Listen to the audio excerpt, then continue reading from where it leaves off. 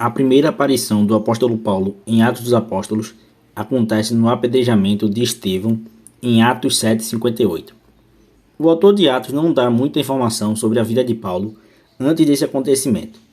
Ele diz que o nome judaico de Paulo era Saulo em Atos 13:9, que Paulo nasceu em Tarso, na Cilícia, em Atos 21:39, que ele era cidadão romano de nascimento em Atos 22:25 a 28, e que ele estudou aos pés de Gamaliel, um rabino muito respeitado pelo povo judeu, em Atos 22:3.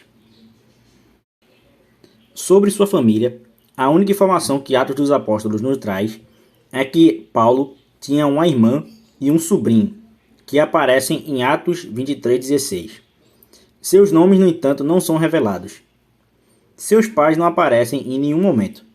Isso indica que, quando Paulo se converteu, eles já não estavam mais vivos, mesmo que Atos 7:58 afirme que ele ainda era um jovem quando Estevão foi apedrejado. O fato de Paulo ter cidadania romana indica que sua família poderia ser rica, pois a cidadania romana tinha um preço alto, conforme o relato do tribuno romano a Paulo em Atos 22:28.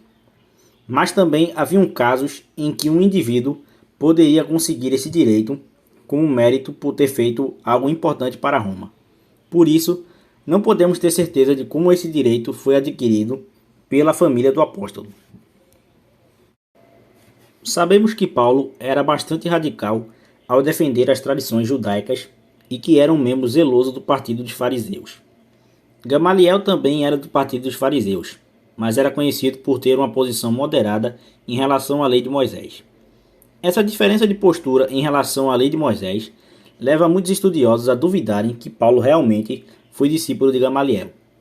Alguns estudiosos interpretam a expressão aos pés de Gamaliel como sendo genérica e significando sob a influência de Gamaliel, tentando assim conciliar a postura radical de Paulo com a informação que está em Atos 22:3.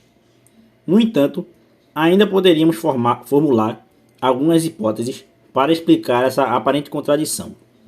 A primeira seria que essa radicalidade seria própria da personalidade de Paulo. Isso inclusive estaria em conformidade com Gálatas 1:14, em que Paulo afirma que superava a maioria dos judeus de sua idade.